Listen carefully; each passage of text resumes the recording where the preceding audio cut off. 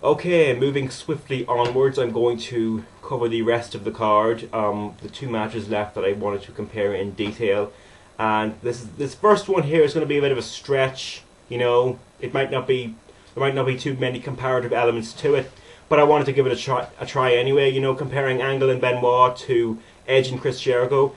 I'm doing that on the basis that their matches are going to be remembered mostly for the match quality, I'm hoping, as opposed to the actual build-up. You're never going to remember a Kurt Angle, Chris Benoit match based on the build-up to it. You're going to remember it for what it is and what they delivered in the ring. That's just the way it is. That's just how the matches present themselves.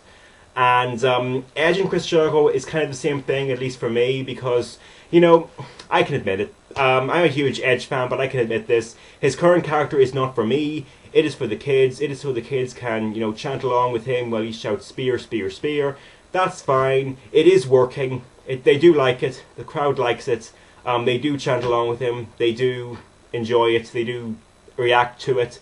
So even though it's not targeted for my entertainment, I can, live with it. I very much prefer Edge as a heel to his current cheesy character, but there you go. I can't really fault it because it is working, but there you go. But I am still looking forward to this match based on the match quality alone.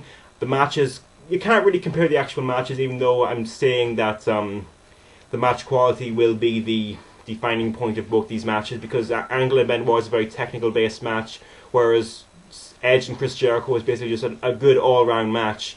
But that is kind of a stretch comparison, so we will move swiftly onwards to the main event. Now, this is going to be where I might get a lot of heat because I am indirectly comparing Stone Cold and The Rock to John Cena and Batista, but I'm not going to really go there as much as I'm going to say that, Stone Cold and The Rock were ahead of a time where wrestling was so much more popular. It was kind of like a fad, if you will. And Cena and Batista are heading an era where wrestling is less popular, but they are still heading the era. They are still the two top. Well, Cena is on top, and just as Austin was on top at their two respective times. But I'm not sure. I wouldn't call Batista number two, much as I don't think that Rock was number two at every point during the Attitude Era. He was definitely on top at certain points. But was he always the second biggest guy next to Steve Austin at all that time? I don't really know. You could put Mick Foley in there at certain times. You could put in Triple H in there at certain times. Just as you can put Batista against, Orton or guys like that. So that's kind of a questionable thing. But let's just roll with this for a while. Obviously, Cena and Batista is much better than Cena Orton because we've seen Cena Orton enough times, and this is only the second time we're going to see Cena and Batista on pay-per-view. Much as this was the second time we're going to see Stone Cold and The Rock on pay-per-view.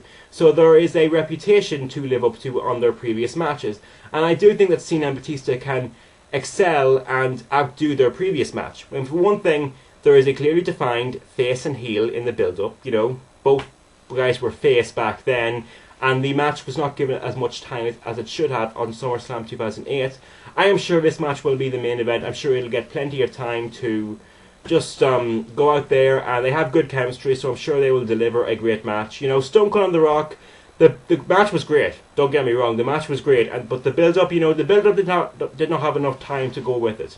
No Way Out, we weren't even thinking of Stone Cold and The Rock, I don't think. Because Austin was feuding with Triple H, and The Rock was trying to get the title back. So Austin and Rock wasn't even on the radar. I don't mind Austin losing at No Way Out 2001 because I think that kind of set up for his heel turn in a way, because it kind of lit a fire under him that he was going to snap, and he did snap. He did turn heel during the match with The Rock, and The Rock just won the title back on No Way Out, so we kind of this didn't have enough time to really be as good as it could have been. They kind of put Vince McMahon in there to place Deborah as the aggressor, I would say, to kind of force conflict between these two baby faces. So I guess you need an agitator in Vince McMahon to kind of drive this build up. I guess the build up was just based on the overall characters, except the overall characters as opposed to any interactions they actually had during this.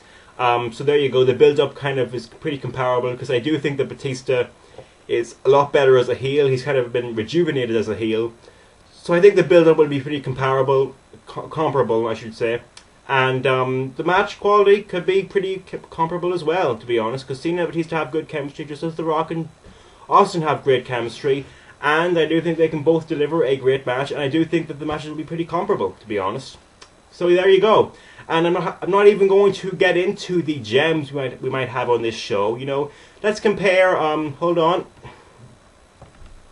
I mean, we're going to compare CM Punk and Ray, Randy Orton versus the Legacy guys, Triple H and Sheamus, Showmiz and John Morrison R-Truth. Compare those four to these four: Eddie Guerrero and Test, Jericho and Regal, Raven, Kane and Big Show, and Taz and the APA versus Right to Censor. You know, those four matches on WrestleMania 26 are arguably better than the matches on WrestleMania 17. So there you go. I really would make a strong case that this card is as stacked as what is considered to be the best WrestleMania, WrestleMania 17. And I would really think that if it delivers on all cylinders, you know, this could be a great WrestleMania and could be a top 5 WrestleMania in my opinion, based on the card itself.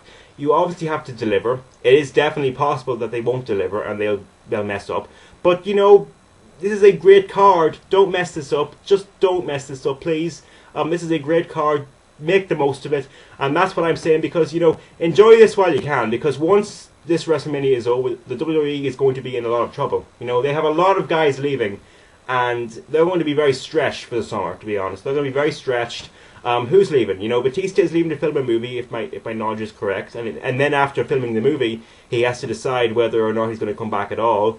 That's what I heard. Maybe I'm mistaken. Maybe I have misinformation there, but that's what I heard. And who else is going to be gone? Ray will be gone to get some long overdue surgery. I heard that Cena had a bad back, but don't quote me on that. Of course, Undertaker and Shawn Michaels will probably take extended breaks after WrestleMania. So we are stretched. You know, it'll be a tough time for WWE after WrestleMania, but they're going to have to persevere.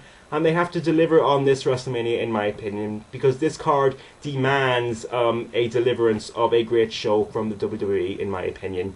And that is it for this video. I'm going to go out and enjoy my native culture the only way I know how, and I'm out. Later.